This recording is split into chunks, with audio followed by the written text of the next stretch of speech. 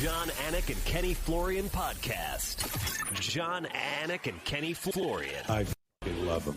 I can't get enough of them. Let's hear that Boston next. Big jab there from Duffy, and Frank Mir is hurt now. Down goes Duffy, out cold. Frank Mir does it again. Rock'em sock'em robots here. Oh my goodness. Hyperbole. There are a couple of absolutely self-involved bullshit artists. Here are your hosts, John, Anik, and Kenny Florian. Next shot, bang.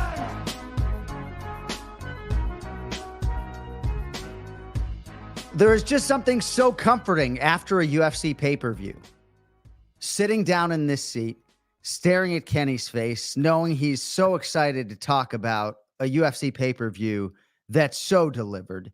We knew something special was going to happen one way or another in these last two fights in Abu Dhabi. And sure as shit, it did. Welcome in. Good Monday to you. Might be a different day wherever you are. I was on a metal tube for 17 hours and 20 minutes yesterday, so I'm in South Florida now. It's episode 522 of the Anik Florian podcast. We're live on YouTube today, 11 a.m. Eastern on the screws. It is Monday, October 28th. The year is 2024. Ken Flo 3 times challenge for a UFC world title.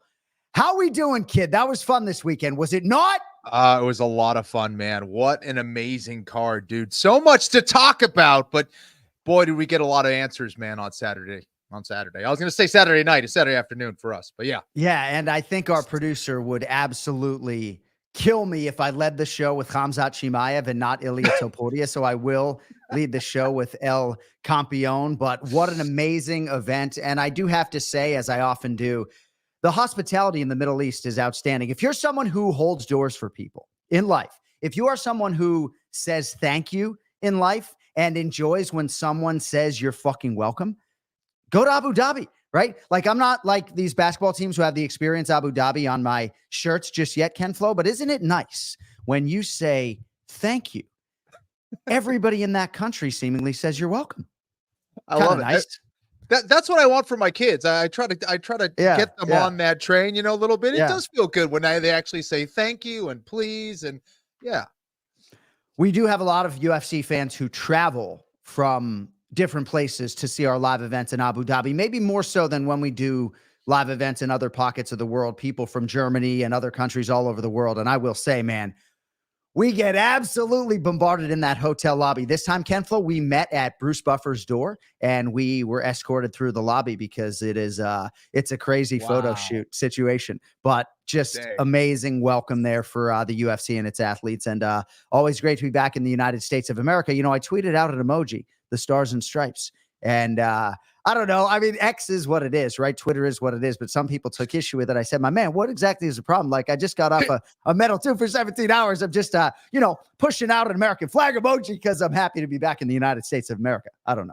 Anyway, great to have everybody with us. Live edition of the Anik Florian podcast coming up in about a half an hour. Raymond Peter Longo. We will also be joined by one of my broadcast partners over the weekend, the Iron Lung Paul Felder. And on the back end, we will dive right back into the UFC live events. UFC Fight Night, Moreno versus Albazi beckons this weekend. Edmonton, Alberta, Canada. So we'll have Brian Petrie for some selections there. And Ken Flo's puffing out his chest after a big weekend. Headlines brought to you by Cuervo. Now's a good time to enjoy the tequila that invented tequila. Ilia Topuria, and still UFC featherweight champion. He gets it done by knockout at 134 of round 3. Max blessed Holloway, ever gracious in defeat, but Ken Flo, Ilia Topuria, the real deal, and that probably doesn't even begin to describe it. Your thoughts on the main event?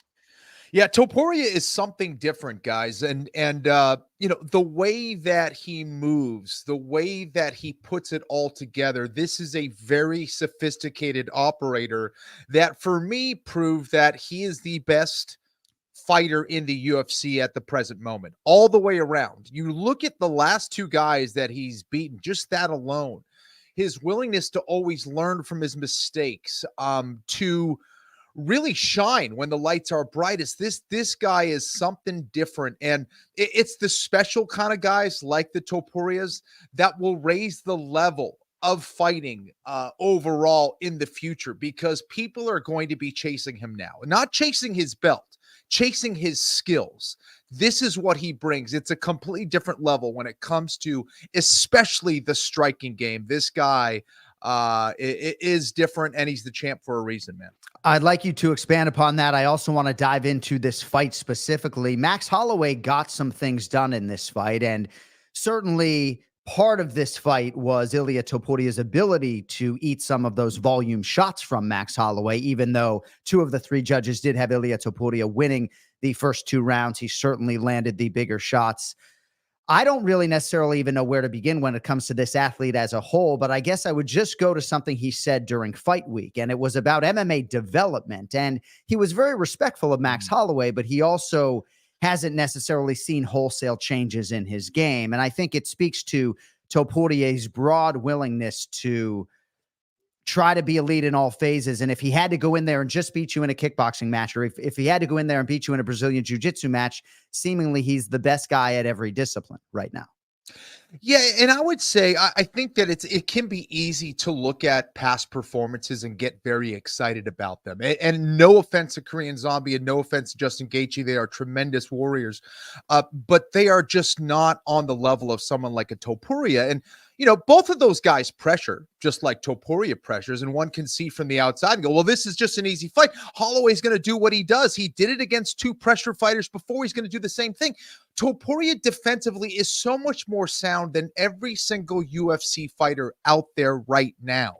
Just his fundamentals and how he holds his stance. He's always ready to punch, and he's already in a good defensive posture. And because of that, he can make you pay with counters. He can take shots off the shoulder. He can roll them off the top of his head. He can roll them off the top of his hands and be defensively responsible all the time and be ready to punch. And that is huge. And because he contains that, or he has that kind of level of power, and he has that level of composure, he knows when to strike, man. He really is like a snake. He coils up just like a snake. And when he strikes you, he injects a poison that not many people can withstand. Dude, the collectedness really reminds me of Poatan. The way these guys just seemingly approach these championship fights. But Ilia Topuria is 27. He started Brazilian Jiu-Jitsu at 4. I believe he moved to Georgia when he was 7 and started wrestling. But Kenny, he's more than willing to engage a Max Holloway, who is one of the best boxers in the UFC in that realm. And I'm not sure wrestling was really going to ever be part of the equation here, nor grappling. I am truly blown away by this Ilia Topuria. And as you contextualize this year for him, it's interesting when you talk about what Alex Pereira has done, and certainly UFC 300 and UFC 303 as examples. Monster shows, to be sure. But if Alexander Volkanovski is the greatest featherweight of all time, and Max Holloway is 1A, and maybe Jose Aldo is 2 or 1B because Max Holloway has 2 wins over him, and Alexander Volkanovski has 3 wins over Max Holloway. He has not only beat these 2 gentlemen back to back, he's beat them relatively close to their fighting primes. You can say what you will about Volk's quick turnaround, and we'll get into that more in a little bit. But what else can be said about knocking out these two gentlemen inside of a calendar year when Topuria is like 4 or 5 years maybe away from his fighting prime? I don't know. Now, John, the conversation's over. We have our fighter of the year. It's Ilia Topuria. There's no other guy right now that I could see beating legendary fighters like that in 1 calendar year by finish. Again, this is something very, very different that we have in our hands. And we have a legit superstar now in Ilia Topuria. And, there's only certain guys that come into the game that can do things that other people can't do. He's leading the way with his striking and his approach. It's not like he's doing anything crazy. It's just his tremendous fundamentals and all the work he's been putting into his game. But, in the post-fight press conference, he was speaking in Spanish, but you could see his intelligence of how he thinks about the game. And they were talking about his takedown earlier on Holloway. And he's like, I just did that just to throw something different at Max Holloway, to get him to be worried about something else besides my striking. And once he knew that I was going to be able to take him down, I knew the striking was going to be easier. And it was just, again, it's kind of simple in that regard, but to execute like that. Right. Yeah.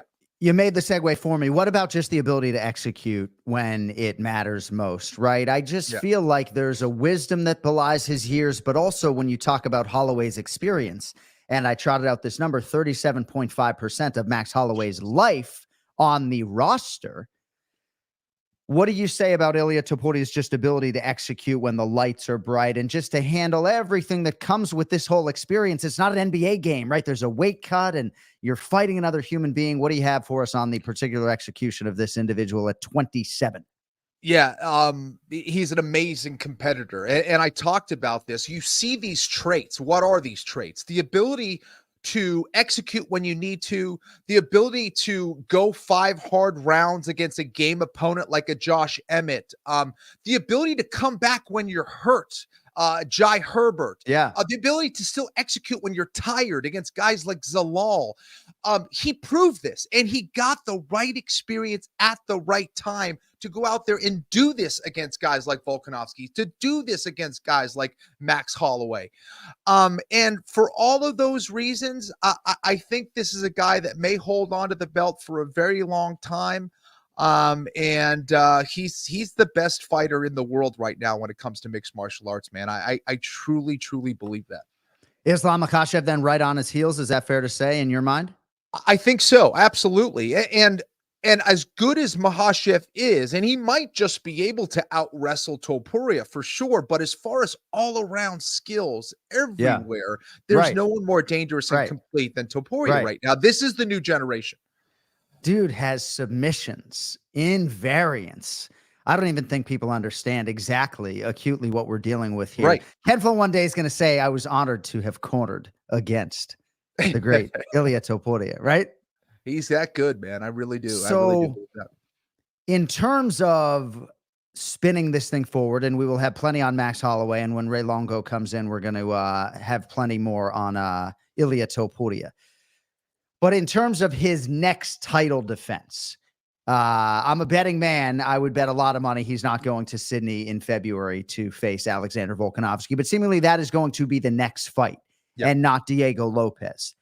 Is it fair for me to ask you what you think is an easier preparation and or fight for Topuria, Diego Lopez or Alexander Volkanovski? I mean, let me just say this. I know you're ready to go. I didn't even need to fucking stall for you. Volk's going to have more time to prepare and more time to rest his brain and all of those things theoretically. I mean, far be it from any of us to doubt Alexander Volkanovski, right? But seemingly the bigger money fight is Volk for myriad reasons, but Diego Lopez, in my mind, might be the more challenging guy for whom to prepare. Maybe I'm wrong. I think that from a skills perspective, Volkanovski is more of a challenge. I think that Lopez still gets hit a great deal in his fights, and I don't know. I would say his chin is probably more substantial at this point than Volkanovski's is. So for that reason, I think it's interesting. But skill-wise, all the way around, I think Volkanovski's a tougher out for Topuria. But as of right now, I don't see either of those guys beating Ilia at this stage. So do you feel like Diego Lopez certainly could use some more developmental time, right? And maybe even though he weighed in as the backup, this is a blessing in disguise. I think it would help. There's no question about it. He's got the length, right? He's durable. He's good on the ground as well. No question about that. But perhaps, bagging another fight to get that much more experience, I think would help. But Ilia's ahead in the skills department against both those men. Diego Lopez is also a very big featherweight. I'll just inject that into the equation as well. But Kenflo, herein lies the problem. And I'm just talking from a Diego Lopez perspective just for a second. Best of luck, right? Getting through that next one, right? It's great in theory to accrue that experience against Movsar Evloev again or Aljamain Sterling, right? But if you lose the fight, the championship fight never happens, So that's true. But yes, great decision by Volk and his team to be there. And he was sort of ushered into the octagon, and that will be the next title defense. And hopefully it's in Madrid. I think that is really where the focus is going to be for Ilia Topuria. I think he's probably going to drink some nice red wine for now and enjoy the fruits. I don't think it'll be Sydney, but it will be Alexander Volkanovski. As far as Max Holloway is concerned, Kenflo, I do know a lot of people who like that plus 500 proposition on Ilia Topuria by knockout. They just felt like over 25 minutes, even though historically Max Holloway had not been knocked out. And even though now we can tell you, per Tyler Minton, this was the best weight cut of his career. But, Ilia Topuria is a knockout artist. and he was able to get it done. What do you have for us on Max Holloway in defeat, and where would you like to see him weight class and otherwise next? Man, Max is an absolute stud. I do think, though, that his best weight class is going to be 155 pounds. I think that at this point in his career, he's a huge featherweight. And while I do believe that it probably was his best weight cut at 145 for a long time, I think that he can put out his best performances at 155 pounds. I don't think he's going to be short on power. He's not going to be short on size in that weight class. I think we could see more from Max Holloway there, and he has more opportunities to challenge for the belt in that weight class, in my opinion, that he does at 145 at this stage. So I think it makes a lot of sense. And Max is still an absolute legend, had a great performances, found some success against Topuria, particularly with that jab and those combinations. But in the end, Topuria was able to get him up, close to the cage where he does a lot of that damage. And even Holloway's legendary chin couldn't withstand the power. Several fighter meetings ago, Max Holloway intimated to us that he would take a UFC fight at middleweight, never mind welterweight, right? So he definitely has visions of taking a fight at 70 before all is said and done. And certainly his is a frame, I think, that with a different strength and conditioning regimen could put on muscle mass. He sort of dismissed the notion that he put on a bunch of muscle for the Gaethje fight. But yes, there's no reason to cut the weight anymore now that seemingly the championship path at 145 is non-existential. So the lightweight division is commanded by Islam Makhachev. There's also the possibility of a BMF title defense, but I think you and I both would like to see Max Holloway chase the undisputed lightweight title, right? Mm-hmm. Yeah, absolutely, man. Right. And he can do it. Yeah. So real quick, Ken Flo, and I spent some time with Arman Saroukyan in Abu Dhabi. We were in the same row at Power Slap, and then he politely asked me to move treadmills when Khamzat Chimaev was cutting weight on Friday morning. So I thought he was trying to talk to me. He was really just looking for an entry point. Maybe he didn't even know who I was. Like, dude, can you fucking move over, please, so we could have an empty treadmill next to Khamzat? So Dustin Poirier tweeted that he wants Max Holloway or Ilia, per my producer, Cody Merrow. But Ken Flo, yeah, I mean, Arman is the number one contender. He's going to fight Islam. You got Charles Oliveira fighting Michael Chandler. And it stands to reason that the winner of Oliveira Chandler would need a fight. I would love to see Max Holloway rematch Charles Oliveira. They had a main event in Saskatoon that ended with a Charles Oliveira injury. That fight makes a lot of sense. Certainly a third fight between Poirier and Holloway, I think, makes some sense as well. Ken Flo, anything jump out at you there as we populate the top 15 here internally, or what? Dang, you give me some good options, man. First, the Topuria, the Holloway Oliveira fight makes a lot of sense. I love that fight, but I think the Poirier fight makes a lot of sense for a BMF title as well at 155 pounds. Why not? Yeah. I don't think Poirier wants to do 145, but at 55, I think that's a fight that makes a lot of sense, especially given their history. And I also think, too, what you really could do, and promotionally maybe what I would do, if you have Makhachev versus Saroukyan, and then your co-main event is Max Holloway in defense of the BMF belt against, we'll see what happens with Michael Chandler and Charles Oliveira, at Madison Square Garden. And probably a good time to let you know that I'm wearing right now, just released this morning, our One More Sleep Madison Square Garden design. Average Joe Art, who also, by the way, congratulations, was commissioned to design the UFC 308 poster. So by the UFC. So congratulations to him on that. Lot went into this one. You can actually go to johnanik.com with promo code One More Sleep if you do want to get 15% off. If you want to pay full price and support the Anik and Florian podcast, by all means, you can do that. All right. Well, I just have to say about both of these individuals, gracious mixed martial artist, Kenny, right? We talk about the self-believing Spaniard, Ilia Topuria, and all of the confidence and sometimes misinterpreted or misunderstood as a human being. Do you see how much grace he has towards these all-time great featherweights, Volkanovski and Holloway? Topuria, to me, is a very hard guy to dislike, and he certainly has a huge fan base. Not even just in Spain and Georgia, but worldwide. And for me, when I'm around him, it's really easy to see why. The pain from Spain, is that who you're talking about? Yeah, like dude. I think that I stole it from you. I think that this is a guy, you can't get to that skill level, John, without being some kind of an MMA historian in this sport, right? And I think all the things that he said about Holloway and Volkanovski indicates that. And I also think that he realizes, listen, I'm the champ. I'm the defending champ now. I don't need to go full heel anymore. And he realizes that his performances are doing his marketing for him now. So he can show his respect. And I think that was, largely kind of a marketing ploy for him to get to where he's at. And now he's letting his skills speak for him. And he's smooth sailing now. Congratulations to the still 27-year-old UFC featherweight champion, Ilia Topuria. Great to have everybody with us live today. Anik and Florian podcast here on YouTube. Khamzat Chimaev. I was just arms to my sides. Like, what are we going to say now? Like, what are you going to say now? I didn't even know what I said. Khamzat Chimaev, Ken Flo, gets it done at 3:34 of round one against Robert Whittaker. The submission comes due to a face crank on the record. I'll just lay out and let the 6-stripe Brazilian Jiu-Jitsu black belt Kenny Florian talk us through the brilliance of Khamzat Chimaev. Just shoots for a takedown as if his life depends on it, puts Whittaker in a bad spot, and backs up his teeth into his mouth and heads home.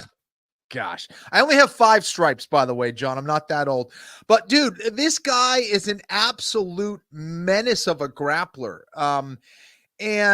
It was a good sign when I saw a more reserved Khamzat, he's still intense, but a more reserved, a more confident Khamzat, just with the things that he was saying, the way he was approaching this game, how he isolated himself into the mountains of Russia. I saw this as a good sign. And this is a fighter that is maturing, that is getting better, and similar to Topuria, has experienced certain things like the Gilbert Burns fight, like the Usman fight, has fought high-level guys, and has had to experience in-cage adversity. And he's always responded pretty well to those things.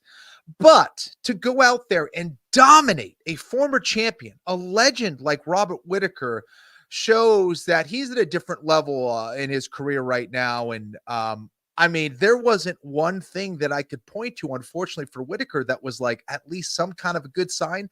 This was all Chimaev all the time. What was the miles per hour on the takedown entry? Right. Oftentimes when I talk about the NFL and the relatively violent nature of it compared to combat sports, part of it is that you can only get going so fast inside the octagon to cause concussive damage. Now, Shara Bullet would probably talk to you about his MPH on that double spinning back fist, right? But when Jorge Masvidal need Ben Askren, right? What was his miles per hour, right? I mean, Khamzat Chimaev, that entry, man. Gosh, it's coming. And the next thing you know, you're having mouth surgery. It's like someone shot him out of a rubber band. Like the shots and the reshots are so quick.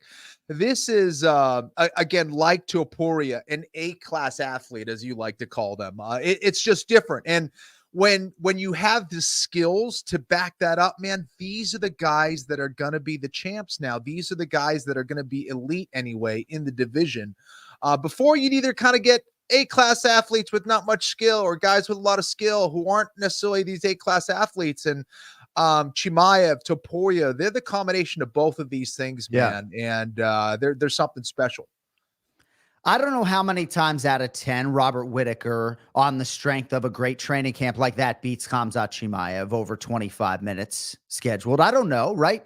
And certainly if this fight was allowed to marinate a little bit longer, a lot of people felt as though the pendulum would swing. I don't think for those people that saw betting value on Robert Whittaker that you should rethink your whole handicapping process, right? Certainly when I sat down with him, I felt like he had a great chance to be competitive in the fight. But Dana White and humbly myself and many other people have been saying, Ken Flo, really since 2020, that we have absolutely no point of comparison when it comes to Khamzat Chimaev. And that is everything, just the electricity and the energy that he brings to an arena, even in a subdued nature here. He starts walking out, dude. The sports fan in me, I'm effectively freaking out. And yet I have a microphone and I have to figure this thing out, right? So saying nothing of the in-competition stuff, the ultimate competitor that we saw against Gilbert Durinho Burns. He just, to me, brings so much energy to this MMA space. And then to go out and do that and almost just the Michael Jordan shrug over to Dana White, like, I am completely captivated by the guy. And with respect to a very deserving Sean Strickland, for me, my appetite for Adrikus Duplessis, Khamzat Chimaev middleweight championship fight is healthier than maybe for any mixed martial arts contest of my lifetime, because I have no idea what is going to happen, but just the overall strength and will. And bro, like, can I just not call that fight and just lay back in the cut? I mean, I am so excited about Chimaev. I don't even know what to say. Book it. That's the fight. And here's the thing. This guy can compete at 170 pounds as well. I think 185 is the division he should stick to. But again, there's just not a whole lot of guys that can do that to someone like Robert Whittaker. And that was just kind of the cherry on top for me, that Chimaev is ready, that he's taking his career very seriously. If he can stay healthy, John, this is not only a future champ, but a true superstar in the game, man. So Dr. Matteo Capadaglio working on the nutrition. He also has a physician alongside. I do think the weight cut went a little bit longer than they would have liked. You know, I was on the treadmill next to him at 7:15 in the morning, and there was actually a quote on Embedded where it looked like they were tracking to weigh in closer to 9, and he ended up being the last fighter to weigh in with about 12 minutes to go. But I would agree with you, right? If push came to shove, I do believe he could make 170 pounds for a championship fight. Perhaps that would be with some promotional risk if he had not made it prior. But certainly with this team around him and the married to the game approach, I mean, he's always overtrained. I think now he's scaling it back a little bit. Yeah. But my gosh, man, the appetite that I would think a lot of fans would have to watch this individual compete after what we just saw would be absolutely through the roof. I was worried about my ability to be able to articulate myself on this subject today, and it's rearing its ugly head. I can't even talk cleanly on this man, Kenny. Like, I am a massive, massive, massive fan. And you know how much I love the middleweight champion. But like, right. Dude, like, what the fuck, man? This guy's absolutely incredible. Like, dude, like, people have criticized me for comparing him to like Bo Nickel and Raul Rosas Jr. in terms of the energy in arena. And yeah, I guess maybe there really is no comp. Well, you've been onto it since the beginning. Since the first time you saw him fight, you were blown away by his performances and everyone after that. And I think that he has proven you to be right, that he is the real deal and that he will or is a massive superstar. And what's so cool about this is for him to get the belt, if he was able to get that done against someone like Adrikus Duplessis, for example, or whoever it is, Strickland, there's so many more matchups left for him still. I mean, Izzy's in the mix. There's a bunch of other guys. I mean, so I again, this is a division that is at its best right now in the UFC. And, Chimaev just did everything he needed to do and more to get that next shot. Chimaev had buckets of respect for Robert Whittaker. The only thing he did say, and this was just competitive, and I shouldn't even have framed it in that context because it was not disrespectful, but he felt as though Kamaru Usman was maybe the tougher fight or the hardest fight that he would have had for his career. And he said this before the fight. Now, I know Kamaru Usman did not have a training camp, right? But there were things about this matchup that you liked for Khamzat Chimaev that he liked for himself. But yeah. I don't think maybe even in his dream scenario did he. I guess for Khamzat, when he was asked about 25 minutes, he's like, no, I go in there and I smash. But Kenny, I mean, you loved him in the fight, but I don't think you thought 334 of round one, did you? Maybe you did. No, I wasn't sure. I knew he had the ability to get it done early just because he's an absolute whirlwind of energy and grappling prowess, and again, when I have seen Whittaker vulnerable, it's been on his back. And yes, he was a little bit hurt there against Adrikus Duplessis, but to be on your back against Chimaev is a nightmare for anyone in that division. And that's the thing. It's like whether he decides to stay on the feet or decides to grapple you, he's exciting to watch. He's nonstop trying to destroy you. And I don't know a whole lot of people that can crush someone's teeth or jaw with a rear naked choke. It's like, oh, well, he's trying to choke you. Just protect your chin, protect your neck. Just like drop your chin. Okay, do that against Chimaev. You're going to get your teeth literally caved in. That was a nasty injury. And it shows the strength and explosiveness of Chimaev.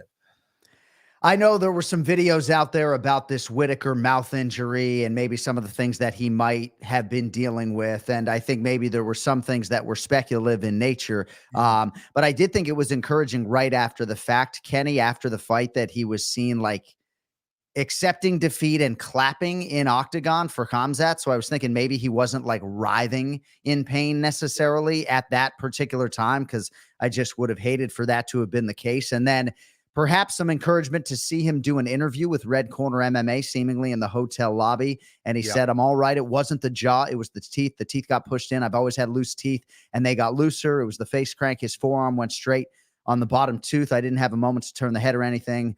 If I didn't have such vulnerable teeth, maybe I would have had another second to turn my head, or maybe not. I just got caught in a bad position and the rest is history. My bottom teeth, they're vulnerable. It's my Achilles heel. I've had them pushed in before when I fought Dricus, and they've never really recovered. It's from an injury when I was young. So encouraging to see him talk through that and not be going back to Australia with jaw wired shut. But just a tremendous win for Khamzat Chimaev. And it's interesting, right? Because when you think about Khamzat at 85 or 70 or even 205 pounds, there are just a lot of favorable matchups. But Dricus du Plessis, Kenny, is one guy that is excited about this, right? You can be sure is excited about the possibility of beating a guy like this. I would imagine you thought I might ask you to handicap that fight a little bit today, no?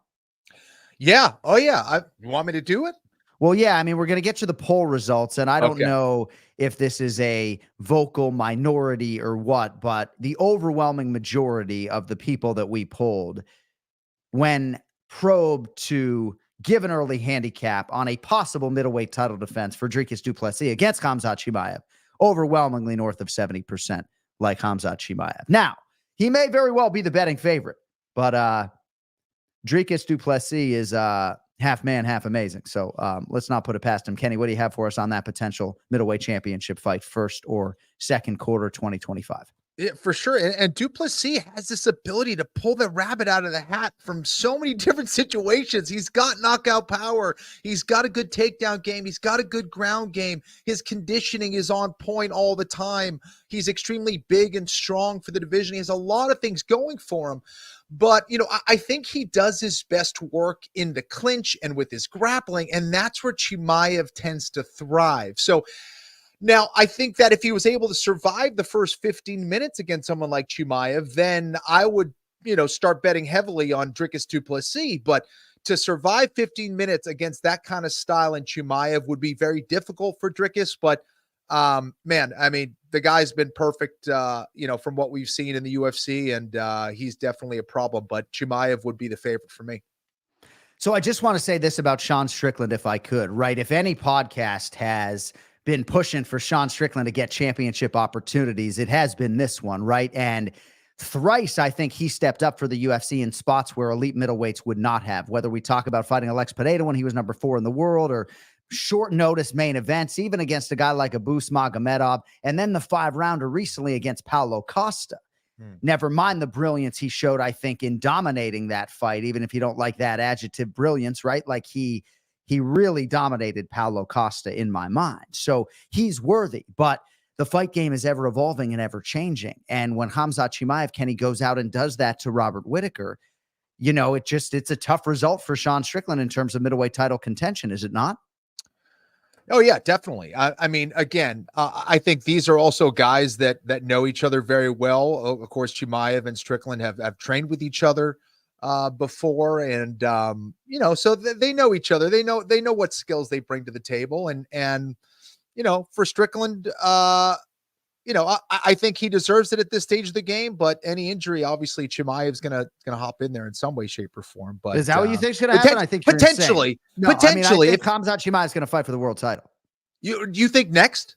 Well, I didn't see Dana White's post-fight press conference, so perhaps there's Right. information on that. Well, Okay, gotcha. no, I mean, if Khamzat Chimaev, are you going to, I don't know what you do. Do you want to sit him if he is willing to get or healthy enough to get in an active competition cycle right now? I mean, I don't know.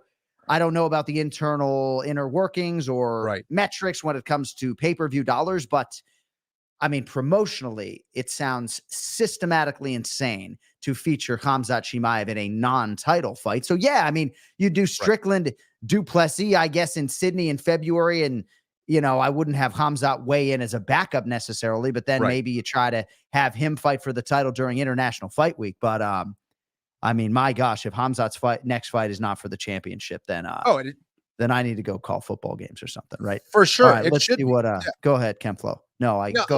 I was going to say it should be, absolutely. But, you know, like a lot of people were complaining that Strickland didn't get the last shot, you know, when Izzy hopped in there, you know, just based on the close fight with Dricus and all that stuff. So, you know, I think Strickland should be next. Obviously, it looks like that's probably going to happen, but I don't know. You know, we'll see. And Chimaev should certainly get the winner. I don't think there's a bigger or better fight out there. All right, Dana White was non-committal at the press conference, but Duplessis, I guess, responded to some sort of Ben Askren post. This is the fight. When Ben Askren wrote Chimaev versus DDP ASAP, yeah, Duplessis wrote this is the fight. Wow. Yeah, so, dude, like, when Ben Askren, right, is he really going to make me trot that soundbite out twice in one show? Askren stiff as a board. Kenny, so... There was some time in UFC history where I was asked for my dream fight several years ago, and I said Khamzat Chimaev versus Colby Covington. Now, I understand there's a uniqueness to Colby Covington and Dricus Duplessis in terms of what they bring to the table. Duplessis more unique than Colby, but Colby just all offense all the time. I wanted to see that against Khamzat Chimaev. But Kenny, a lot of people were saying Ilia Topuria versus Max Holloway is their dream fight. So my number one fight right now, my number one fight that I am most desirous of as a mixed martial arts fan is Dricus Duplessis versus Khamzat Chimaev. What do you have for me on that? Gosh, I mean, that's a tremendous fight. That's a tremendous fight. It'd be a huge fight. And for Dricus, who's the champ, it's like you want to get these money fights. These fights do not happen very often, and you want to maximize your opportunities here. And I think that's exactly why DDP responded with that. If you could put any fight together, Kenny, and I'll stall for you here in the UFC in any division, go ahead. I mean, give me a fight right now that you're most looking forward to. I understand that Strickland is deserving, and I understand that other people could come up with any number of different things involving Poatan or Ilia Topuria or anything else. But for me, my gosh, I mean, you put that Duplessis style in there against Khamzat Chimaev at 185 pounds, and I think I need to take the night off to just watch that fight as a fan. Congratulations. Dude, I love that fight. To Khamzat Chimaev. We'll have plenty more on him coming up with Ray Longo and Paul Felder over the course of the next hour or so. Magomed Ankalaev, man, he is a special fighter. And when we talk about these guys being ready for prime time and the bright lights and calm, cool, and collected, Magomed Ankalaev, DC talked about his vision. I think that's probably the most impressive for me as I look back on this fight, offensively, defensively. I know the Alexander Rakic corner came in very prepared, coached well in fight, maybe with the exception of telling their guy that they thought he was up 2-0. But I thought Ankalaev handled a really prepared, really good Alexander Rakic and proved yet again that he's the number one contender, if not the best fighter in the division. I think that was a really dangerous fight for Ankalaev. Yeah. I think Rakic, again, came out with a nice hot start there, looked really good, high energy, but then kind of slowly started to lose confidence. And a lot of that had to do with Ankalaev's ability to back him up and land left and right hands. And, kind of kept Rakic on the back foot a little bit. And Rakic is huge for the division. He's dangerous, but Ankalaev was a little bit smarter, had more skills overall. And I think his pressure, his pacing, and his experience was the difference. And I think he put himself in a nice position to potentially face Poatan for his next one, but did exactly what he needed to do, in my opinion, man. You know, thrill on one side, agony on the other. And I do feel badly for Alexander Rakic, if I could just take a second to talk about just a man's commitment to the cause. And certainly when you can become a world champion the financial freedom oftentimes follows. And so you can understand why Alexander Rakic, given the magnitude of this fight, the ability to take Magomed Ankalaev's #1 ranking, went away from his children for 11 weeks or so. And he doesn't even get a haircut, Kenny, when he's in training camp, right? Like eating everything at home. I mean, he doesn't shave his beard, right? It's just a bunch of savages under one roof, committed in totality to the cause, and just came up a little bit short. And I do feel really badly for Rakic. I'm glad he got through the fight healthily, which has not always been the case. Was realizing success in a main event against Jan Blachowicz before his knee gave out a couple of years ago. But a good guy, and root for all these guys. Ankalaev is an affable guy and overdue, right? Like I led our fighter meeting with him, Ken Flo, and I was like, why are you not fighting for the world title? And he's like, well, you got to ask somebody else that question. But as we do spin it forward for Ankalaev, he came into this fight, Kenny, I think with 31% takedown accuracy. So that's not really necessarily his game. He's a hell of a striker. What are your thoughts on Ankalaev against Alex Poatan Pereira potentially as the next light heavyweight championship fight? Yeah, well, I think he's a really good striker, man. And I think that I expected him to grapple a lot more against Rakic than he did. He didn't need to. It seemed like he was totally comfortable on the feet.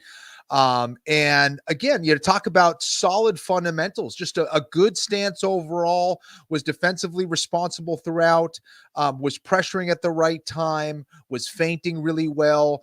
And he doesn't make a whole lot of mistakes out there. And for a lot of people, they might be a little bit bored by that. A lot of people were complaining about the performance that he's not the most exciting guy. Well, if you're going to face Poatan, guess what? You better be pretty mistake-free. So I think stylistically, he has a style that could pose some problems for Poatan. No question about that. Not only because of his takedown game, but because of his striking. He's really solid when it comes to there. He doesn't give you a whole lot of opportunities to take his chin off. And because of that, I think it will be a really exciting fight and intriguing fight against Poatan.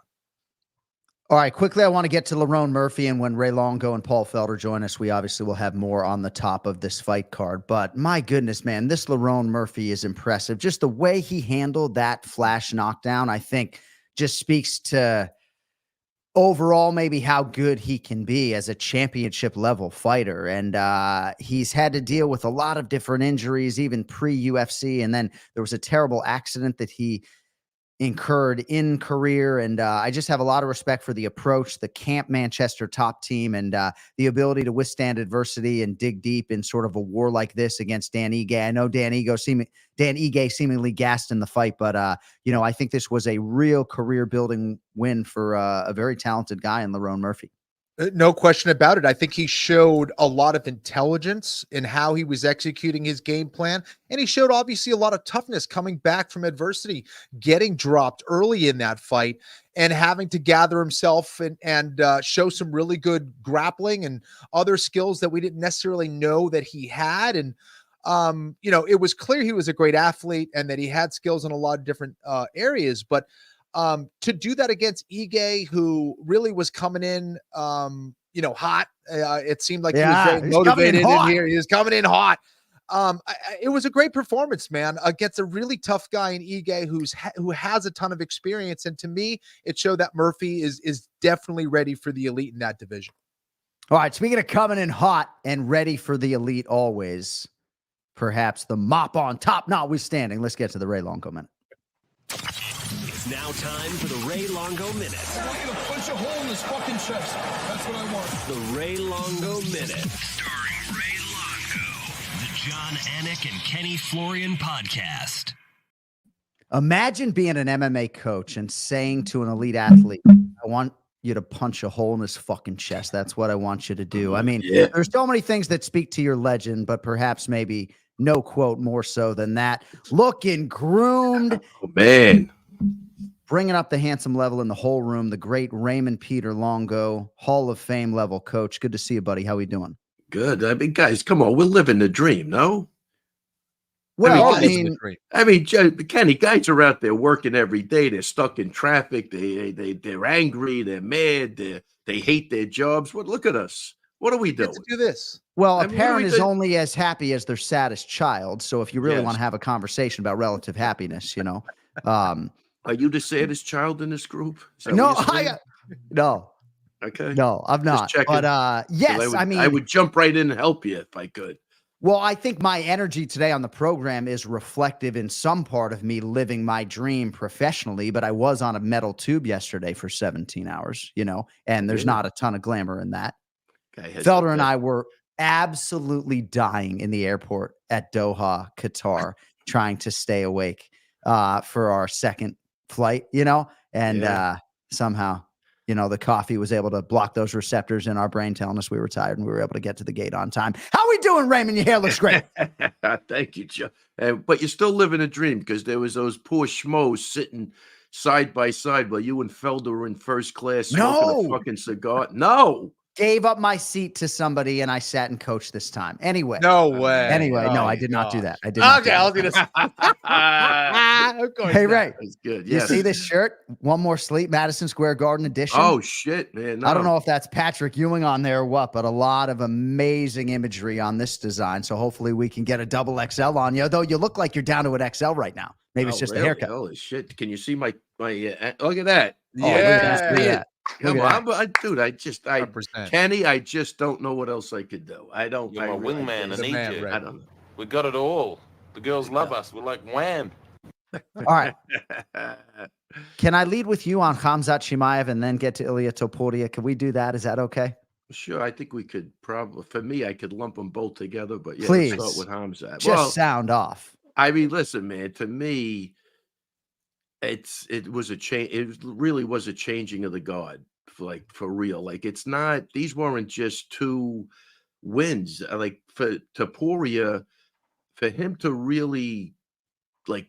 Now, I'm not saying impress me, but for him to really impress everybody. I mean, a knockout of Max Holloway, which has never been done before, was the only way to go. If that fight would have went to a decision, I think it would have been great. But the way he finished that fight was unbelievable. And the same thing with Khamzat. I thought if Whitaker could drag that fight into the fourth round, he could get a finish. But you got to get out of the first round with a fucking beast. And they both came and they both showed that, Ilia definitely showed why he's the champion. And Khamzat, I thought, was a great performance against a really tough, experienced guy who's been in there with everybody. So, and when you look at Whitaker fighting like Romero, who was an Olympic wrestler, he couldn't do that to him. You know what I mean? So this was a big, big win for Khamzat. I think that's the name he needed, and he's the man now. So I'm totally impressed with both guys.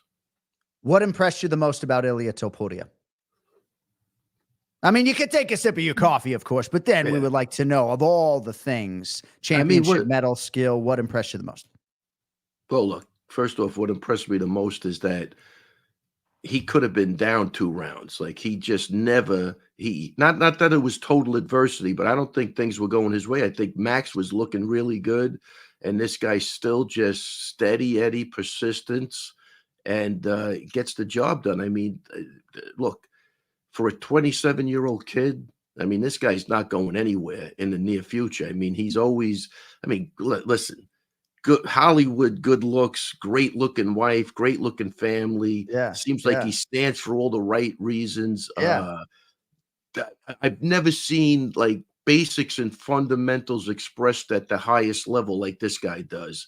There's no tricky that's relative, but there's he's not dancing all over the place. He's straightforward, always punches in balance, always has his eye on the prize. And again, this was a fight where Max looked like the Max that it was a great fight. I mean, he gave him a really good fight, and Ilia just steady Eddie and just found a way to win. But yeah, again, always punching in balance, always knows how to just control that distance perfectly, where he backs out a little bit, but then he's suffocating you again, and he seems to get what he wants. I didn't think he was going to be able to knock out Max Holloway, so I think this is a huge victory for him. And again, a guy 27 years old.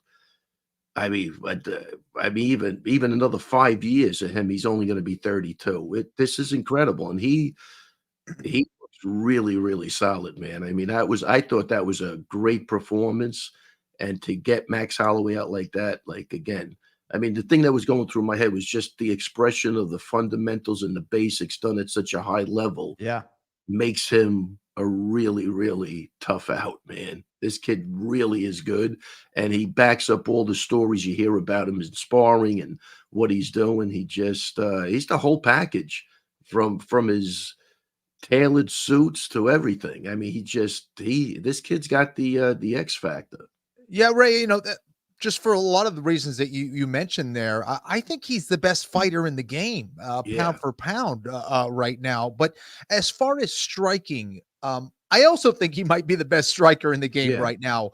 There's just so many different facets to what he does. He's a very layered striker. Do you see it that way? Is he the best striker in the game, you think, right now? I think he's the best striker in the game, 100%. I think he could cross over to a boxing match better than anybody could cross over. You know what I mean? Like that's his boxing is really on point. And yeah, I don't know. I 100% think he's the best striker in the game just based on that. Listen, he's knocking people out. I mean, look, you have Alex too. I mean, I don't know if he's I really like Pereira's style too. So I mean, I think he needs a couple of more fights, but he's starching some high level guys, man. That's not easy to do. Nobody's done that before. And yeah, I don't know, man. This kid's on his way. I don't think he's going. I'll tell you one thing. Who's going to challenge him in the in the next year? Well, I have some answers on that. I mean, I asked Kenny earlier, who do you think's a tougher fight, Ray, for Ilia Topuria? A Volkanovski rematch with Volk healthy and rested in brain and in body and in theory, or Diego Lopez with all of his skills, submission and otherwise, and his big frame? Like, what do you think right now for a 27-year-old defending champion Ilia Topuria is the harder fight, the Volk rematch or the Diego Lopez fight? I mean, that's a good fucking question. No, that's a live good on a question. Monday morning. I mean, we're not ready for that one. What do you have for us, Ray? Look, I love all three guys. I have the utmost respect for. I got to tell you, man, I think a healthy Volkanovski is the harder fight. Yeah, if so we Kenny, get back to the Volkanovski that we know. If he's anywhere near that, that's the harder fight. I think Lopez, I think, is a tough motherfucker, but he's got his chin a little too high up in the air. I think this guy finds that. Yeah. And again, what we, I mean, the other thing is, I mean, he really hasn't had to demonstrate his wrestling and jiu-jitsu, which I think is just as good as his boxing, I would think, at this point. Yeah. I mean, he did look, I love what he did. He went in there, he took him down, he let him know he could take him down, and I think that was to set up what was coming, just to get his hands going so he could just keep him a little guessing. Like, you could get taken down again. Yeah. Not that he wanted to expend a lot of energy while he was down there. Yeah. But he did take him down pretty freaking easy. And and Ryan Hall, who, Kenny, is an absolute savage on the ground. Yeah. He did go in there and kind of played into his game a little bit and gave it, but he got that job done too. So this guy's passing all kinds of tests. At this point, I don't even think we should even be questioning it. But I think a Volk that we know is the harder fight for sure. Hey, Ray. Yeah, go ahead. You know who was in Ryan Hall's corner that night? That was Kenny there? Yeah, Kenny was in his corner. Yeah, I was. Yeah, Kenny, that must have been like a little bit of a shock because we didn't really know who Topuria was, right, at that point. Oh, Ken Flo knew. Ken Flo kind of knew, though, didn't you, Kenny? I don't know. I remember Kenny sent me a text, though, before the fight. I mean, just about the special nature. Sorry, Kenny. Go ahead. Yes. No. Listen, I think that I don't think I was fully aware of just how damn good this kid is. And he's a very sophisticated operator, man. Even the things that he hides before a fight, and he'll it's easy to kind of get thrown off with that guy. And I think that he's way smarter than people give him credit for. And he's a problem, man. No, he's a problem. This is the new breed of fighter that we're going to start to see. But I still think he's probably 5-10 years ahead of a lot of people. Without it, that there's no question, Kenny. And I don't know. I mean, look, look, for a 27-year-old John, he handles himself like a really. Oh my gosh! I mean, him and his girl, it's like, I mean, they might as well be movie stars. Or 100%. John F. Kennedy and Marilyn Monroe walking into the octagon, you know, and whomever is his tailor. Well, that is my chief order of business to try to get that dude to cut me some suits because my goodness. I mean, that's what I'm saying. This guy's got the whole package, but let's John F. Kennedy and Jackie Onassis. Let's not. What is there any guy? Is there any bro code in this fucking place? You got to throw him under the bus with Marilyn Monroe. Right. Jeez. Sorry. That's what I get for going back a little bit before my time. I didn't even. You're absolutely right. Forgettable reference by me. Amazing. All right, Ray. Let's list I'm all not the a other cat guy. boys Ray, he was banging. Sorry. Ray, Sorry, are you a cat guy or just a dog guy? By the way, how's Lucky? We haven't heard from Lucky, God willing, in several episodes. Yeah, she's licking my ankles right now. Of course she is. Your computer's making a bunch of fucking noise, though, even though Lucky's not, so that's fine. Heaven forbid you close a goddamn window before we talk about the pain from Spain, Ilia Topuria. Hey, Ray, you like cats or no? I like cats, yeah. All right, so to save a cat's life, right? You got to send one featherweight right now, other than Aljamain Sterling, into the octagon. And Kenny, if you want to answer Aljo, fine, right? Okay. But if you had to send one featherweight in there to beat Ilia Topuria right now to save a cat's life, right? Are you sending Alexander Volkanovski in there, or are you sending somebody else in there? Because stylistically, in January of 2022, Ilia Topuria was scheduled to face Movsar Evloev, and that fight didn't happen. And that is a unique type of in-octagon challenge, I think, just the wrestler that comes at you 24/7, 365. I think he passes that test easy. Aljo's 100% going to beat that guy in December. I tell you that right now. I think stylistically, I like that fight for Aljo. Yeah. So we'd have to wait on that. I'm not putting any too much credit on him yet. But Kenny, a lot of people might send Aljo in there, you know, to save a cat's life.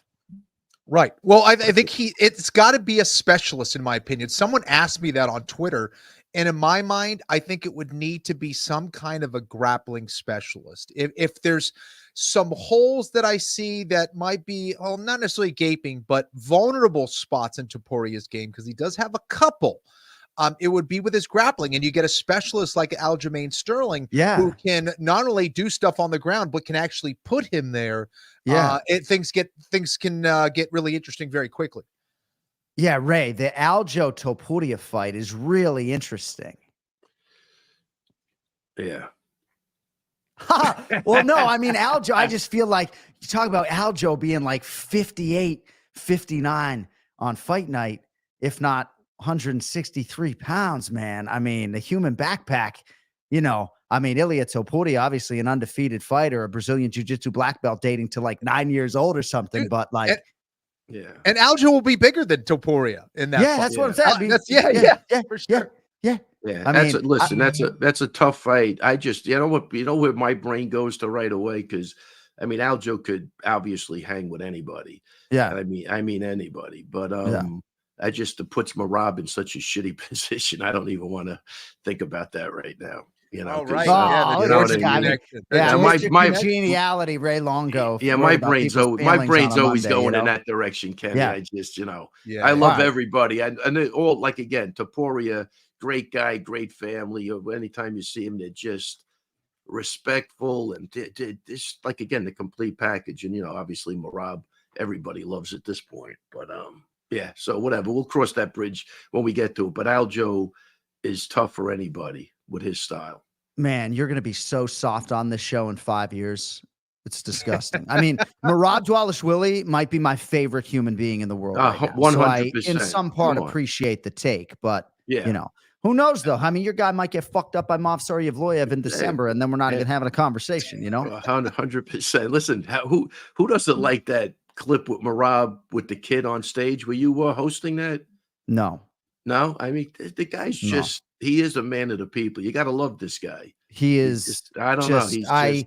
I didn't want to bother him at Power Slap. We were there together in the same row, but I went over just to congratulate him because I hadn't seen him since he won the world title. And let's just say I held that hug a lot longer than he did. Like, the Disney princesses, Ray, I don't know if we've had this conversation on the ANIKFLORIAN podcast before, but the Disney princesses are actually instructed to not let go of the hug until the child does, because you don't know how long that child maybe might need that hug for, or where that child is in their life, right? And I was trying to hug Merab forever. Like, I absolutely love that guy. And But yeah. what's the analogy? You think Merab needed the hug for some reason? No, I needed it more than Merab, but like all I wanted to do was like hang out with the guy and have a beer with the guy, but I didn't want to bug the champ. Over under 15-second hug with John Anik. Can we put that in a poll question? Oh shit, man. It was a long hug. It was long. It was long. I held it. It was an embrace. I think I actually like put my hand on the back of his head too. I mean, I was like super into it. That's amazing. Hey, now it's getting awkward. Now we're hitting the awkward stage. So, Ray, I'm a little underslept today. I don't know if you were here for me suggesting that my dream fight right now in MMA is Dricus du Plessis versus Khamzat Chimaev. But love it. I'm just so excited at the potential of that fight. Do you have anything for us on that, either your relative excitement level for it or how you think it might go down? Man, that's a great matchup, because I just think we have to see Khamzat in the 4th and 5th rounds, right? But hopefully for him, it never gets there. But, that first round is the pivotal round for everything, because Dricus seems to always have a lot of energy at the end, and he's a grinder. Stylistically, I think makes for a really great match. I'd love to see that fight. Cody mentioned in the chat, by the way, Ilia Topuria's brother, Alexander, I don't know how we pronounce it yet, but going to make his UFC debut in December, January. Just everybody fucking wait too, wait. I don't know how they'll proceed as far as the matchmaking is concerned, but very interesting. Yeah. I am just completely, go ahead, Ray. Yeah. Cody just put, and I just caught this, but Pereira is 37, Topuria is 27. I mean, just think of that.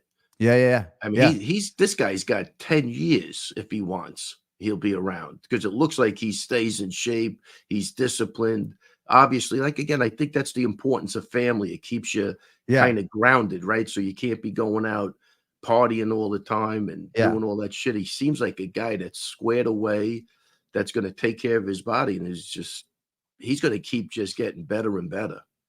Paul Felder is going to join the conversation in 5 minutes or so. But one thing that we were sort of talking about was the competitiveness of a fight between Khamzat Chimaev and Bo Nickel. And people talked about that 18 months or so ago. And maybe after you see Khamzat do that to Robert Whittaker, you're looking for, Bo Nickel to get a little bit more seasoning on his Sunday steak, right? So, but the electricity and the energy and the thought that guys like Bo Nickel and Khamzat Chimaev are going to go in there and impose their will upon someone in short order and get them out of there quickly, I think is part of the reason why when they hit the inspection zone, I'm feeling some kind of thing as a commentator or an MMA fan, right? Yeah, 100%. It's just really unique, Yeah. And it makes it almost harder to do the job because I'm so excited as a fan. Yeah, those are the fights you want, man, where you're on the edge of your couch and you just can't wait for the fight to get started. And every second you're kind of like shaking with excitement. That's what makes for a great fight. I felt that this weekend, man. Right. For the last 2 fights. I really was curious to see what was going to happen. And 2 guys delivered 150%. And then it's like Khamzat Chimaev is this big favorite against the credentialed Robert Whittaker, who is seemingly in the best shape and place of his life and career. And then Khamzat goes out there and once again has a win in which he doesn't absorb a single punch. I don't even know if Whittaker threw. And I just find myself being like, well, what do you even say now? I find myself being so ill-prepared almost and I was happy with the call, but ill-prepared in the moment, right? Almost like I need to think about it, knowing that, Kenny, it might happen so quickly. I don't know, man. I don't know that anybody is ever ready for it as incredible as he is. The guy's special, man. The guy is freaking special. And the UFC would probably be pretty happy with both those guys, Topuria and Chimaev, as champs in their respective divisions. Yeah, I'll tell you that was to me, Kenny kind of was a passing of the torch, or changing of the guard, whatever the saying is. But because it was dominant, man. It was 2 guys that have been around for a long time, that have fought the best of the best, getting really smoked. I mean, again, I think Holloway was fighting the best fight that he could have possibly been fighting. Yeah. It looked like he was getting in the zone. But wow, I mean, this kid's got lead in his hands. That's the difference. Like a lot of people could say they're going to do things. This guy, he's lining you up from the second that bell rings, and he's got the power to get you the fuck out of there. That's a huge tool to have in your toolbox, and that's the same thing that makes Pereira special. Is that, man, they generate a different type of power than the average guy. Yeah. You know? So, Ray, I wanted to ask you about Shara Bullet, Shara Butin-Magomedov, getting it done with the spinning back fists, plural. Okay. I'm glad you brought that up, John. I'm going to play you something right now. Please. If you could see this.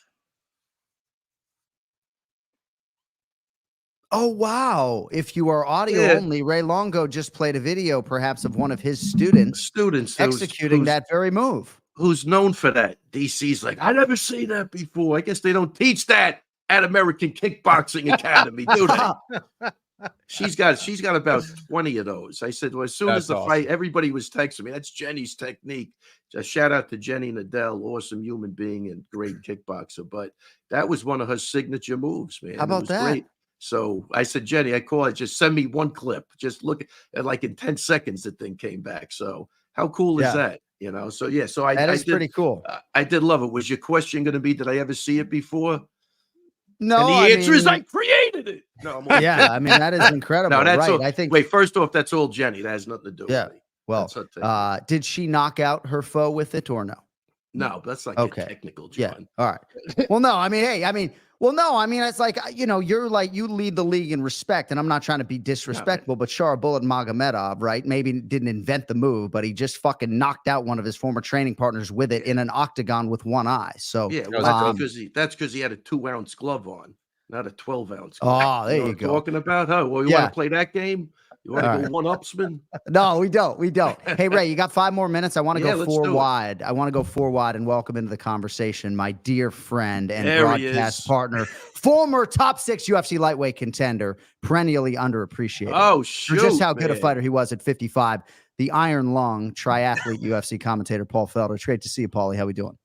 I'm doing great, man. I feel like we were just hanging out in Doha Lounge, eating croissants and muffins together. That's right. And here we are. So it's great to see you. We have a lot to get into, and we appreciate a quarter of an hour of your time live here on a Monday. How we feeling, dude? I'm kind of hurting. I know you probably sweated a lot of it out this morning, but I don't feel good.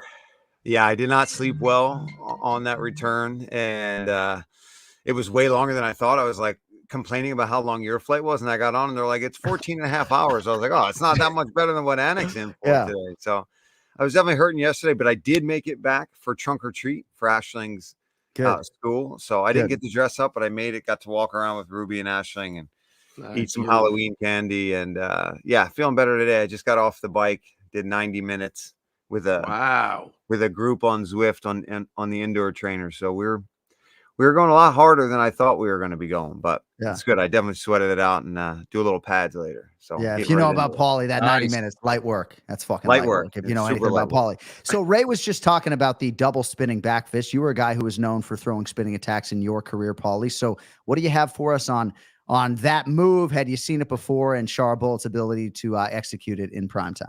You know, after the fact, I think in the moment we were all kind of overwhelmed by it, but I've seen other people even posting their footage from some regional scenes and things like that where it's happened. I've done it where not knocked anybody out in an octagon with it, but I remember doing like a spinning back kick and turning through with a spinning back fist. Love that too. Love it. Yeah.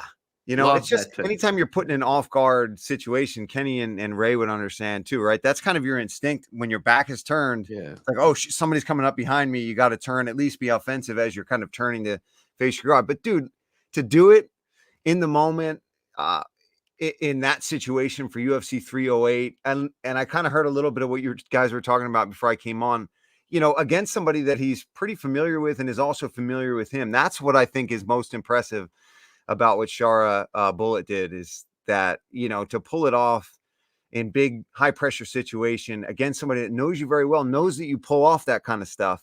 And man, he caught him perfectly with that. You see, what's his name? I'm going to forget his name now, John. Petrosian. Yeah. You see him think, oh, I blocked that one. Yeah. And he was lunging in and then boom. Yeah. See you later. It was awesome. It was that redhead power, Paul. Yeah. Redhead power. Dude, there's definitely something that's an example of the punch you don't see. That's what they're talking about. Oh That's the one. Yeah. Absolutely. Like he curled up and was just like, okay, no.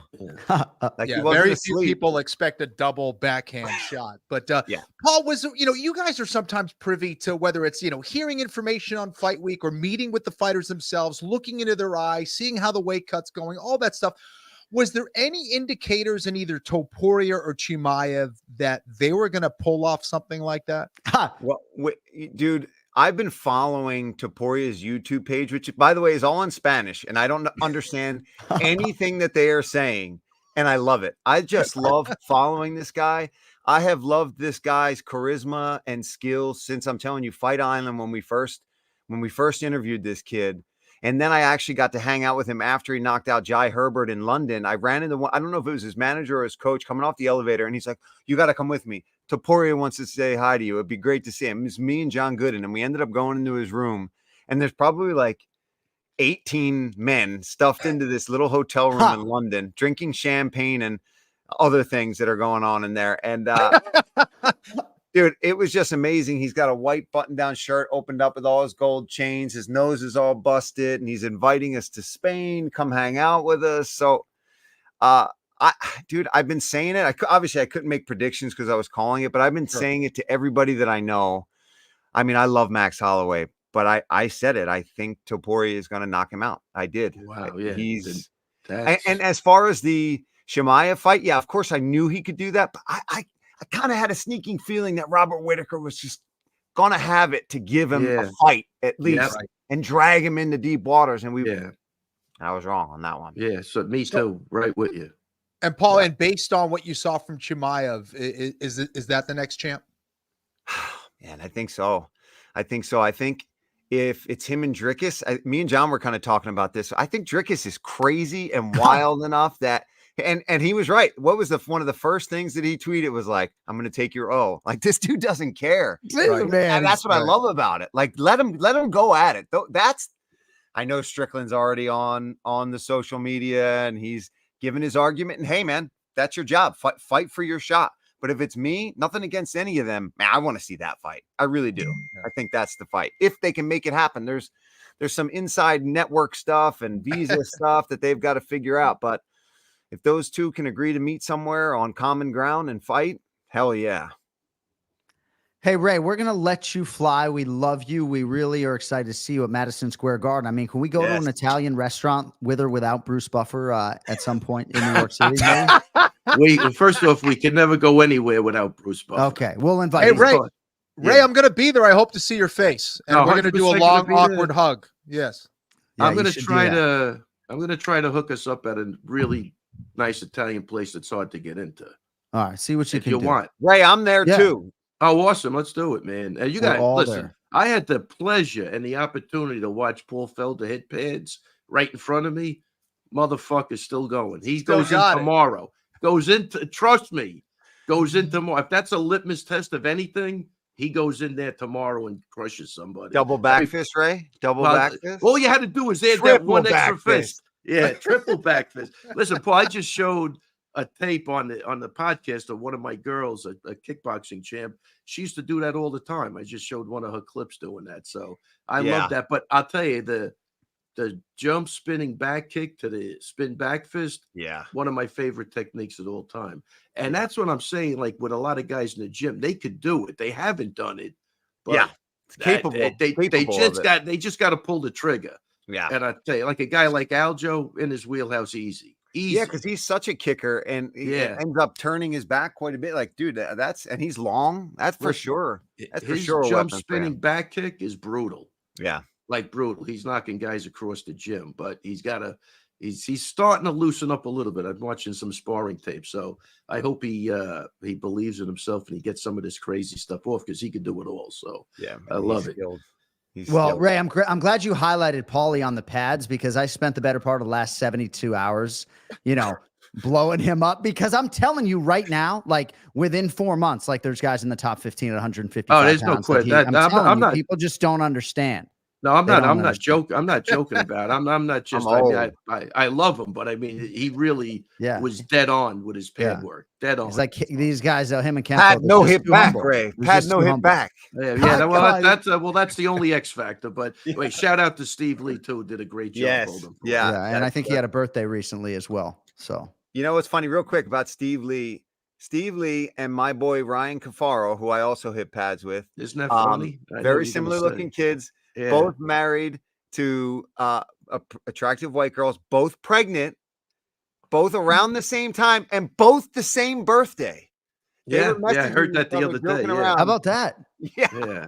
And two really good guys who deserve a shout out and are worth rooting for. So that's nicely Ryan done, Paul, Paulie. Steve Lee. Hey, Ray, we got to get you on out of here. Have a All great right. day and a better evening. And we will talk to you next Monday, if not sooner, my dear friend. All right, guys. Love you. you, I will Ray. see you next week, man. Take it easy, guys. Love you, buddy. There he is at Ray Longo MMA, Ray Longo Minute every week as we go 3 wide and put the focus on Paul Felder. And yes, Paul, we're going to see you at some point, I got to think, in some sort of competitive setting. And obviously we can talk about the Iron Man stuff, and we will. But what do you think is more likely at this point in time in terms of striking future? Like seeing you in, I mean, I know you're not going to do bare knuckle because you're on TV, but like a karate combat type rule set, wushu sanda, or actually coming back to the UFC, for maybe 2 fights or 3. Like, what do you think is more likely at this stage of your life?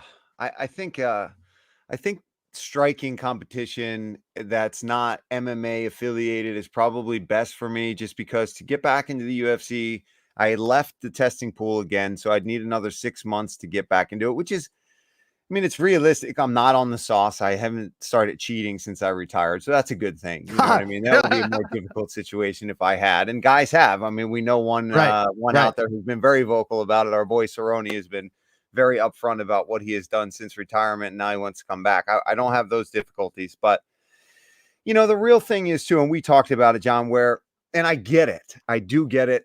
The UFC doesn't want you to come back, beat somebody, and then bounce, right? They want you to come back. If you're going to beat one of their guys, they want you to stick around. They want you at least in for a few fights. And at 40, 41 next year, obviously that's how math works. I don't know. I don't know if I have that MMA fight in me, but as far as a kickboxing or something along those rule sets, if I'm allowed to do it, that might be fun. And yeah, bare knuckle is definitely out of the question. And I think straight boxing is out of the question too, because one of the reasons I retired young was because of, I want to maintain brain health. I want to be very functional for my family as I get older. And, boxing is worse than we think. We all agree on that, worse than an MMA fight in terms of concussions and just cumulative shots to the head. So yeah, we'll see. You know how it is. The motivation, and I'm sure Kenny understands too. You're always going to have that, like, oh man, this week I feel like a world beater. I'm super hungry. And then maybe 2 weeks from now, when that cortisone shot in my hip starts to wear off a bit and I feel like I'm 58 and not 40. Right. My tune might change, but I feel really good now, feeling in good shape. And I don't know. I'm having fun. More importantly, I'm having fun. I'm having fun with it. I'm having fun being in the gym, rolling again, hitting pads again, and giving advice to the young guys that are in the UFC and guys on the regional scene that look up to me. I'm finally, I feel, taking that role on of accepting that, I'm somebody that these guys have looked up to when I was in my prime, and now they're entering their primes. And if I can help out a little bit, I'm starting to feel that old guy love of giving a little bit of advice and then seeing it play out is very satisfying. And I know I always lean into this when you're caught on film striking or grappling. And now when I see you grappling, I'm leaning all the way in. And I know there is the hip issue, right? But Kenny, part of the reason why I beat this drum for Paulie, right? It's not because he's my friend, but in part it is because people don't realize just how an elite triathlete he has become, right? In terms of what he's put into this. And that just just check the humility for a second. Okay. So it hasn't been tested in the octagon, right? Just how, now granted, he would have to make a major pivot from the triathlon training to the mixed martial arts training, right? But he wasn't nearly the triathlete he is now when he fought Rafael dos Anjos for 25 minutes on 48 hours notice. So the thought of maybe employing some of that cardiovascular base in an MMA setting, right? With respect to the Diaz brothers, this is a totally different level triathlete we're talking about here, right? This is a pro level, a professional, right? So like, I am curious to see that how with that addition, how good he could be at fucking 40 or any other goddamn age. You're fine. For sure. No, it's super helpful. My first nutritionist and conditioning guy was a triathlete and triathlete coach. And the way how specific they are with how they do things is totally different. So I'm sure Paul has taken things to a whole new level in that regard. But yeah, man, but I would say this, just because he can doesn't mean he will. And like Paul said, it's like having that fun of being able to do the training without having something in the future, it's a different mentality than training for a fight, right? But, of course. At Felder Paul on Instagram, if you want to follow Paulie, UFC commentator, back on the sticks this weekend in Edmonton. You got a fucking Q&A and everything else is going to be a busy. That's going to be a quick turn. I mean, I know it's Denver for you and then Edmonton, but that's dude, that's a quick turn, man. It's on paper it's quick. Now that I'm living it and my suitcase is like sitting right over here and I'm about to throw it all in the laundry just to put it all right back into the bag. You know what I mean? Yeah. In that sense, though, it does make it easier, right? Where it's like, I'm not putting anything back. Put the shoes lined up. They're ready to go right back into the bag. All the clothes that I wore in Abu Dhabi, throw them in the wash. Yep. Let them dry.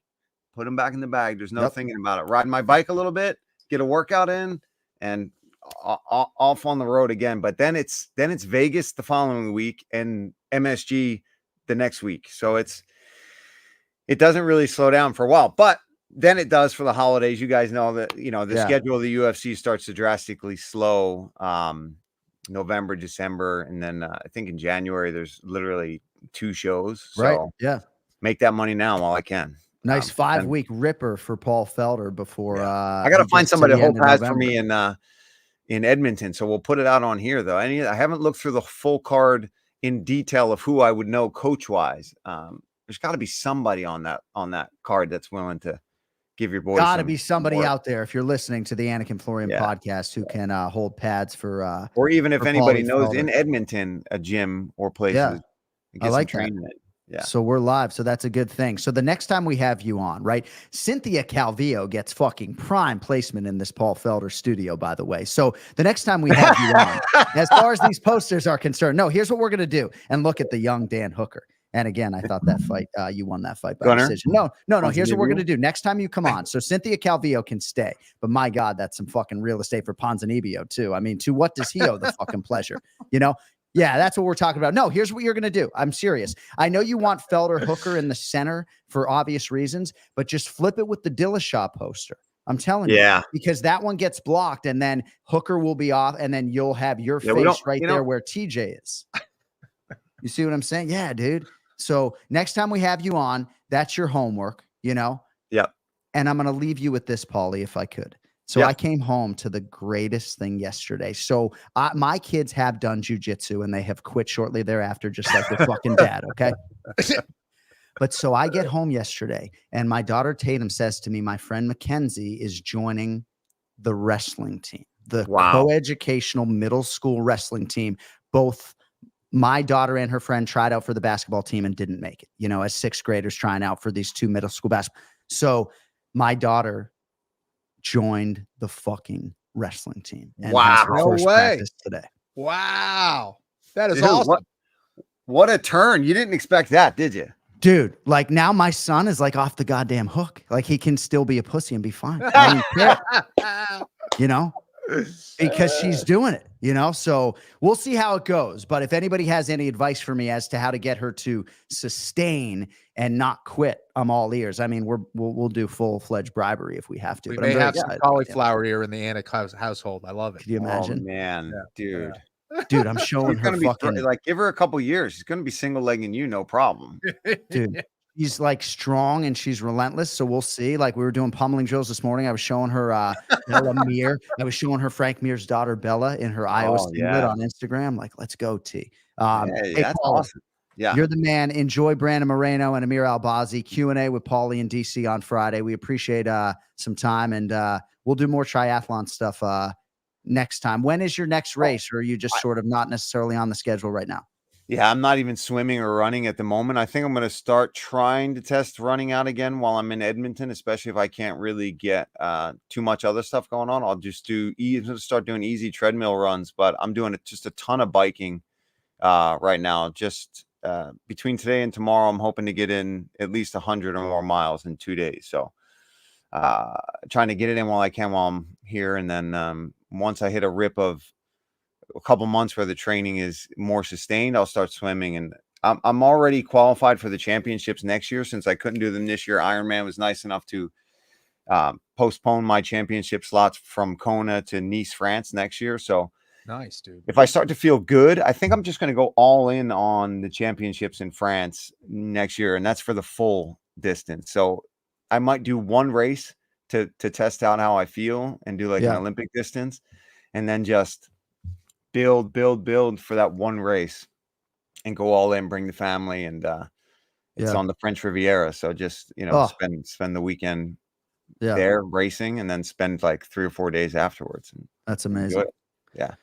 It's awesome. I've been following from afar. I downloaded the Ironman application to my cell phone so I can follow you. My buddy on my team, who's a good friend of mine, his first ever full Ironman yesterday, this kid Luke Krager. He's a monster, but he just won Ironman California. It was his first ever full Ironman, and he freaking won it and did just over 8 hours in his first ever Ironman. And ran Luke. a sub 3 hour or just over 3 hour marathon off of a 112-mile bike. So yeah, cool hand fucking Luke getting it done. Well, I'm gonna come to one of your domestic triathlons to be sure. I may not attend your karate combat debut just because I don't want to see you concuss anybody right in front of my eyes. But hey, thanks for the time, buddy, and have a great call this weekend, and look forward to seeing you soon. Philadelphia's finest. Yeah, and go hit up the producers. Tell them we need more shows together this year coming up. I will. I'm gonna make that call later today, buddy. There he is, the Iron Long. See you, dude. Paul Felder with us live on the Anik and Florian podcast, the mixed martial arts athlete formerly known as the Irish Dragon. It's the Iron Long Paul Felder. And you can be sure if he competes in that, whatever that karate combat setting is, it'll be the Iron Long Paul Felder, nickname on front of the name, not behind it. All right. Still a lot of business to attend to here as we spin it forward with our main event challenge. We go 3 wide again and welcome on Big Gun Brian Petrie. I don't know if we shortchanged anything at UFC 308, Brian. It's nice to see you. How we doing, BP? Good, boys. Good, boys. How we doing? I mean, we congratulate Ibo Aslan and Jeff Neal. And how about that fight between Mateusz Raumbetsky and Muktabek Oral by Kenflo, huh? Jeez. Dude, crazy. Just absolutely insane. UFC 308 delivered in any number of different ways. Just a crazy night. I mean, I could go fight by fight. The absolute robbery upon which the night began. Farid Bashrat with his tremendous distance. Chris Barnett ripping his hamstring from the bone when Bruce Buffer announced him, right? It was absolutely crazy. But we got to spin it forward. Hey, Bri. Yeah. So check this out. You don't think there's a pronunciation of the week today, right? Because we've effectively killed that segment, and I right? read the email. Yeah. We have one today. Okay, great. So we're going to put you on the proverbial spot. All righty. So I know you've done your homework, and Derek Lewis is fighting somebody this weekend. And I don't know if you've watched film on this Brazilian heavyweight from Curitiba, Brazil. Mm-hmm. But you're going to have to pronounce his name when we get to the predictions. Sure. So you care to give it a gander right now, if you wouldn't mind pulling up the name of Derek Lewis's opponent? Yeah, I got it right in front of me. So I did do tape study on this gentleman, and I know I'm going to butcher it anyway, but I know the D is a G, right? So it's Jonata Janitz. Is that what it is? Right? Like really good, dude. Because I know it's not a fucking D, even though there's a D there. Well, selectively, we do reserve the right to bring this segment back, and you did a wonderful job with it, Brian. I really happen to enjoy hearing the fighter himself say it. So without further delay, we're going to get you that audio file, not now, but right now. Let's get man. Yeah. Jonata Diniz. Jonata Diniz. Diniz. Just like it's spelled, bro. I know, dude. Right? mean, come on, if I didn't man. do tape study on that, I would have been like, I remember seeing him fight, and I remember being like, how is that a G? But yeah, that's a tough one. No, he's so I guess they go. I can't keep it together. You know, the fans want Kenny to do that accent on the show, but I can't. I get completely distracted. It's my favorite. Janice. So you're saying they go Jonata Janice on the broadcast? Is that what they go with? Yeah. Yes. Yeah. They do the hard G on the end of the name for sure. All right, fellas, we'll make some predictions. We'll update the standings. We'll get your bets, and we will get on out of here. We'll start with the featured prelim. It's UFC Fight Night, Moreno versus Albazi. This one should be a good one at bantamweight. American top teams, Pedro Munoz, -130. Ayman Zahabi is +110. 4 straight wins for Ayman Zahabi, the last of which came against Javid Basharat as a heavy underdog back in March, and now he gets a crack, Bry, at a bigger name, the formerly ranked Pedro Munoz, who is 10-9 with the UFC with a couple of no contests. What do you make of this one here, featured prelim at 135 BP? Not falling for the trap, not doing it, not falling for the Pedro Munoz trap. I think he's going to wrestle. I think he's going to grapple. I think, this is a perfect fight to do that. And he doesn't. Last 2 fights, he hasn't done that. He is a very good striker. He's capable on the feet, but I think some of his path to victory would be better on the ground. And Zahabi is a crafty striker. He's a really elite game planner as well, with his brother being Farhas. He goes in there and he really knows how to put together a fight game plan and win. It's not high volume, has a little bit of pop, a little bit of power, has some KOs, but he's smart and he's really tough to bring down and he's hard to corner and you're going to get outpointed. And Pedro Munoz does that every time. He's going to get outpointed here. I love Zahabi at the plus money here. I think it's going to go over probably 2.5 is what they're listening at. I like Zahabi by decision.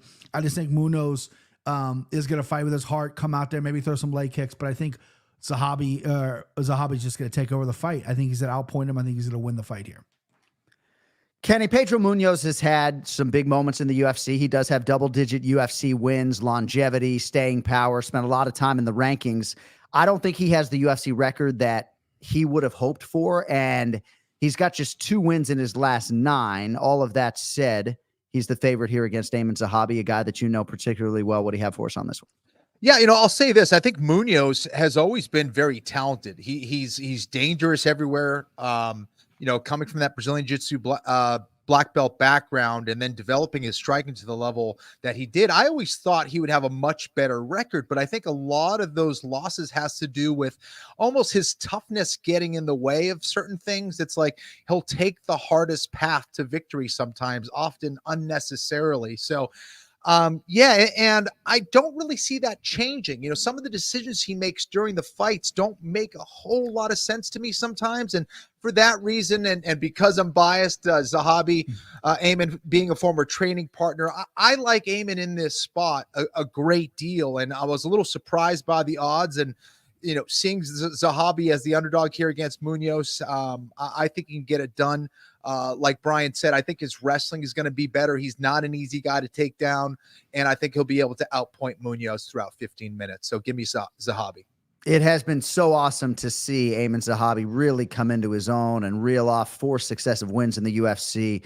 Elite human being, getting television work in Canada as well. We'll see how it goes for him against another really good egg in Pedro Munoz this weekend in Edmonton. All right, at welterweight, Bry will see the extent to which Mike Malott, proper Mike Malott, can bounce back. Forgettable loss to Neil Magny his last time out. Canadian still getting a lot of respect from the odds makers. -265 the favorite here against the UFC-tested Trevin Giles, who comes back +215 BP.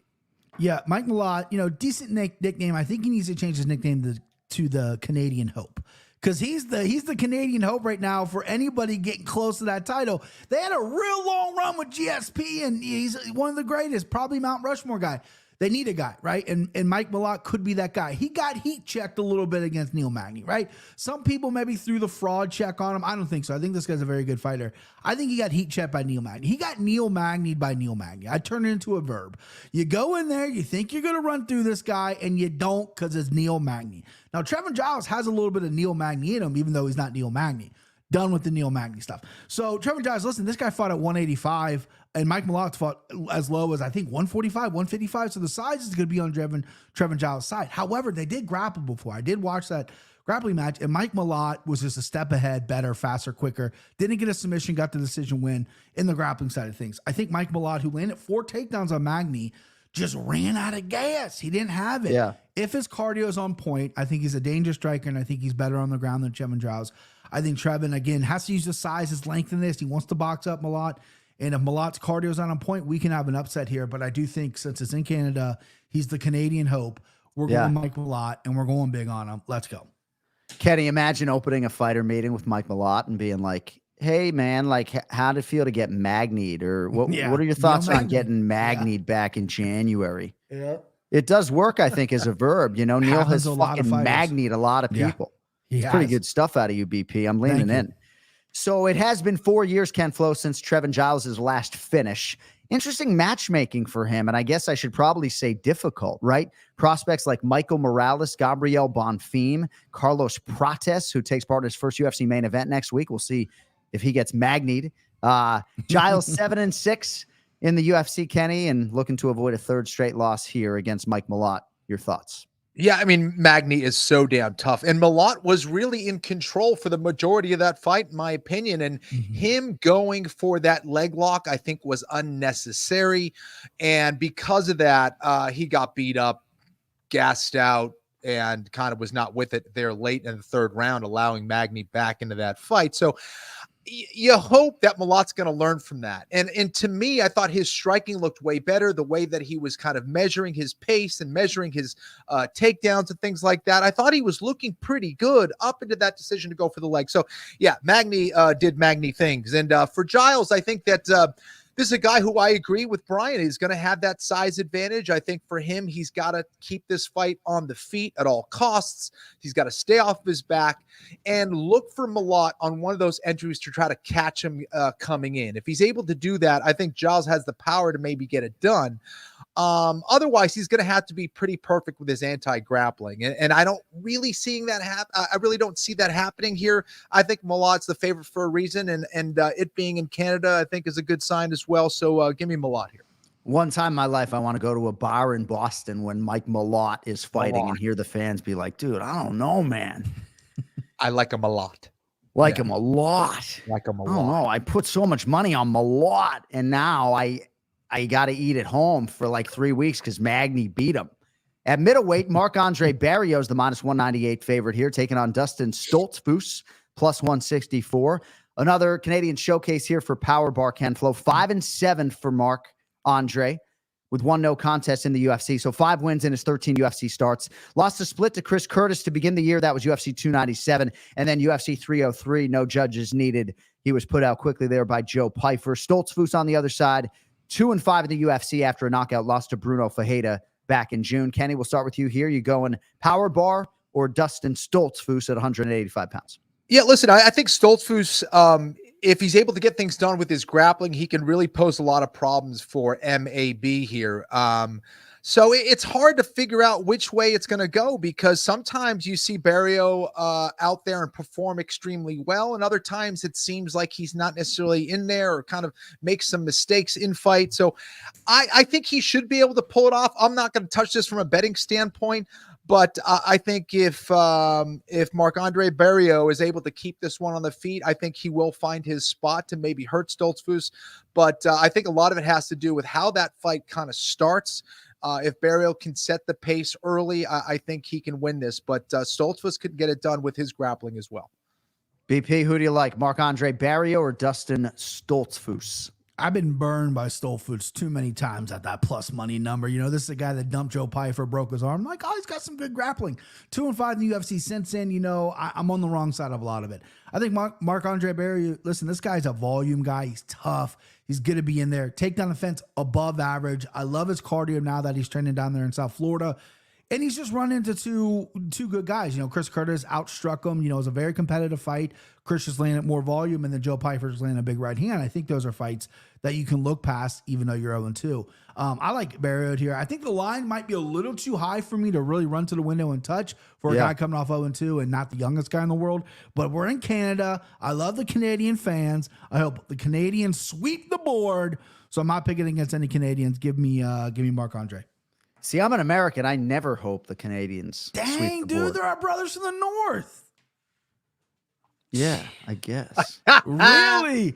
I think Yeah, they're the no, I mean, I don't best know. crowd in MMA. Australia, number one. They are great. Canada, I have a much closer personal relationship with Marc-Andre Barrio than Dustin Stoltzfus. And Sure. Stoltzfus, by the way, I think he was maybe born in America, but I don't know. I think he like might reps have dual Germany though. citizenship. Yeah. But no, Marc-Andre Barrio's a teammate at the Institute of Human Performance. But yeah, Right. I mean, like, I do have some pride in the Stars and Stripes, so I would never blindly be rooting for the Canadians like against Americans, I would think. Anyway, let us get to the heavyweights, if we could. Featured bout on the main card on ESPN Plus. A lot of good names on this card preliminarily as well, in terms of Jack Shore and Charles Air Jourdain against the man La Mangosta Victor Henry. But this one's at heavyweight. Jonathan Deniz, minus 180, taking on the Black Beast Derek Lewis, plus 150. Deniz 8-0. Deniz 8-0 as a pro. 7 knockouts, born and raised in Curitiba. Decorated kickboxer here, trains under Jonathan Malocchero. He now draws the decorated UFC knockout artist Derek Lewis. BP, couple of big boys here. Who do you like? Yeah. Well, Johnny, plug your ears. I'm not picking the American in this fight either, buddy. Your colors don't run, bud. Listen, I like Janitz in this spot. Derek Lewis, I can't get a fight right. I might as well just blindly pick it or have one of my kids pick it because I can't get him right. But I know there's a track record to beat him. Take him down, lay on top of him. Well, Janitz isn't going to do that. Janitz is a kickboxer. He's going to come out there and tech him. He's going to go out there and out-technique him, kick him to the body, stay away from the big power right hand. Derek Lewis is probably going to fake hurt to the body. He's going to rush in. He knows all this stuff. I think Janitz, who hasn't really blown me away yet, I think he's still early in his MMA career. And Derek Lewis obviously has all the better resume, the better ring time. Obviously, not many people are going to match him in heavyweight with his resume.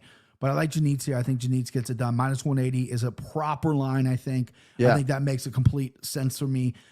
Maybe we'll load up if it wasn't heavyweight. My heavyweight track record's fucking awful, and I can't pick a Derek Lewis fight right. But give me the Brazilian. Camflo.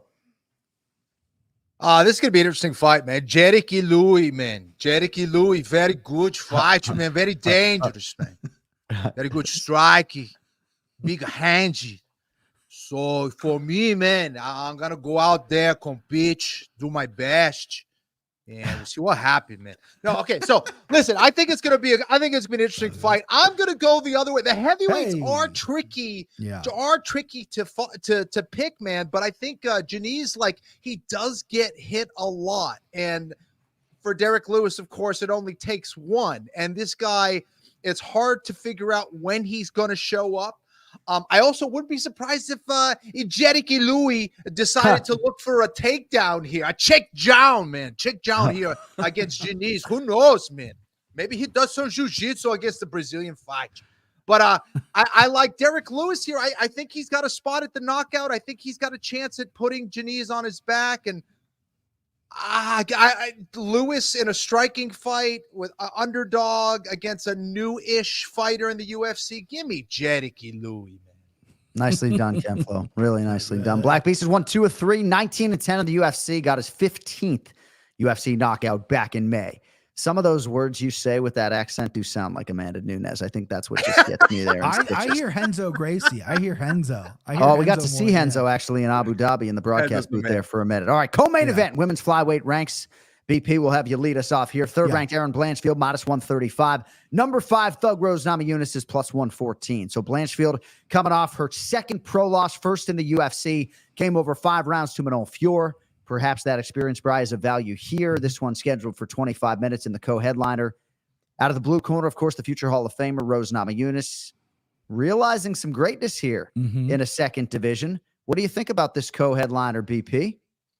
I love the fight. I love the matchmaking. Rose, I feel like she really fell in love with the sport when she was a champion and lost her title. I feel like there was maybe some rumbling she might retire, but now she's like rejuvenated. 125. She's fighting often. She's fighting top competition. She looked great in the Tracy Cortez fight. And I love that for Rose. She's an ultimate or ultra talented, one of the best females that's ever competed in MMA. And I'm a big fan of her. Now, we all know I got a little crushy crush on Erin Blanchfield. Blanchfield, I've never met you, and I'm sorry to put you down this easy. I'm much significantly older than you, married with 2 children, but it's not going to work out between us. I'm sorry. It's not going to work out, but you were a fantastic fighter, but I did think she got a little bullied last time out against Manon Fior, which is, I said that perfect, John. Don't laugh, John. I said that perfect. Good. And, but Manon looked just, 3 weight classes bigger than her. And Blanchfield, when she couldn't get the takedowns, she hung tough. She showed heart. She landed 130 strikes. Like, she did not give up on herself, even though she's going to get the takedown. But even in the clinch, she just seemed off, right? And I think Rose can give up some takedowns and be okay on the ground, because Blanchfield has dominated other fighters on the ground, but they weren't Rose Namajunas. Rose Namajunas is good off her back. Her takedown defense has improved. It's not going to be a walk in the park when you finally land that takedown, right? You got to do more on that. And I think Rose is obviously sharper on the feet. Now, Rose has to show up in this fight for sure. This isn't a walk in the park for her, but I think her striking, her speed, her counter striking as well, because Blanchard does kind of lunge forward a lot, throws kind of hoopy stuff. I think Rose can counter with some really good, beautiful straight right hands, and I think that's going to be on the money. So give me Rose. I like the dog money here on Thug Rose.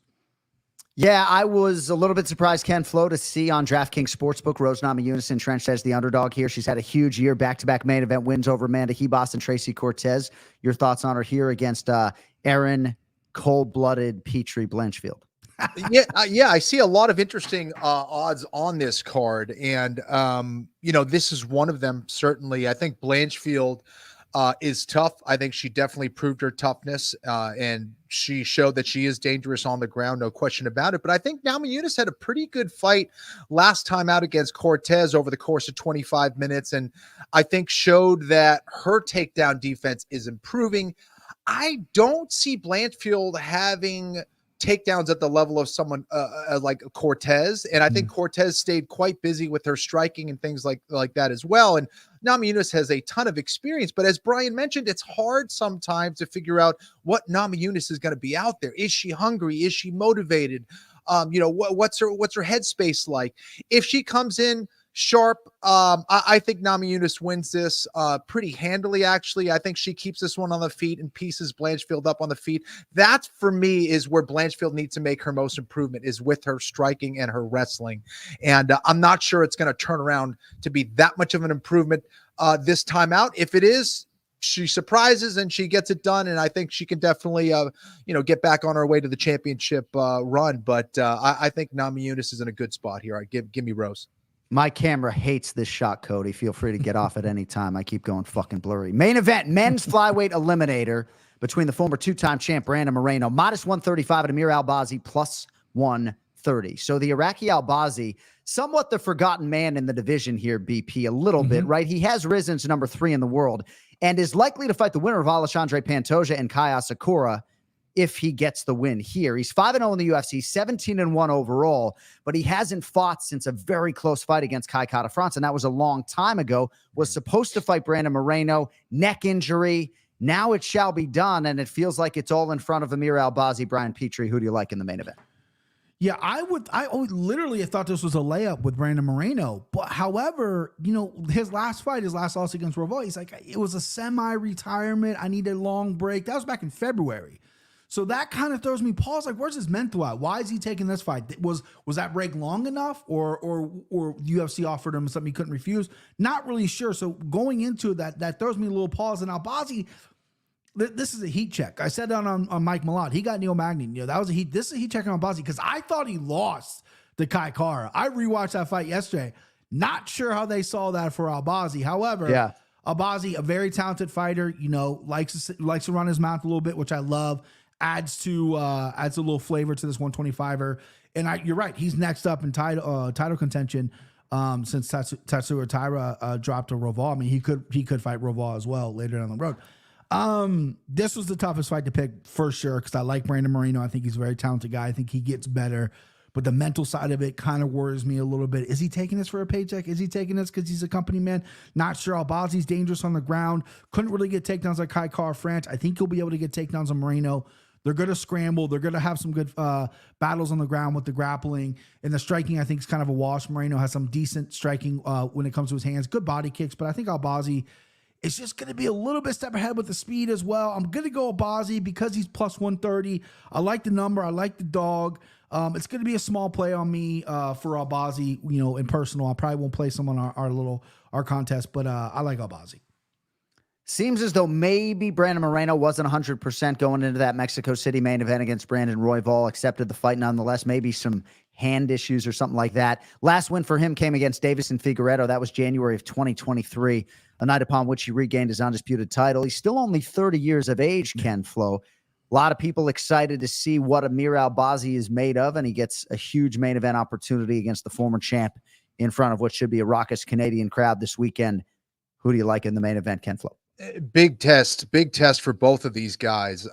Huge fan of Moreno. I've had a chance to watch him train personally and train with him a little bit. And, he is a really hard worker. But I feel like he's in a tough spot right now because he's kind of in an MMA limbo right now, with some of the fights and losses and things that he's experienced. And that can be a tough headspace to be in as a fighter. And for Moreno right now, I think this is also a very tough stylistic matchup. You have a guy who hits extremely hard in Albazi, who also knows how to take you down and control you. And that could be just enough to neuter someone like Moreno. And Moreno is a skilled guy. You know, he can finish you with submissions. He can finish you with strikes for sure. But he doesn't possess the same kind of power that Albazi has. And Albazi has good positioning to usually stay out of trouble in some of those spots.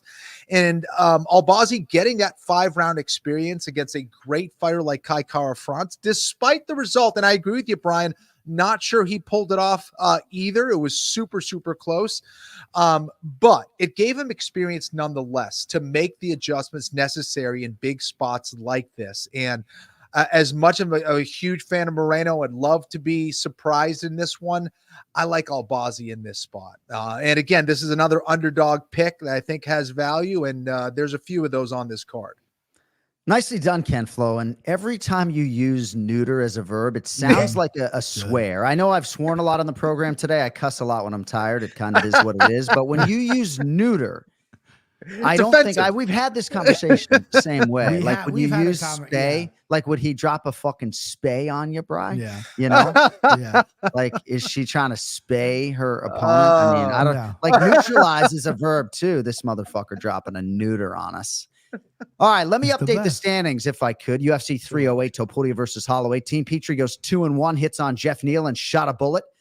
You did give 500 back on Max Holloway, so plus 182.12 for the week year to date, minus $41 and change.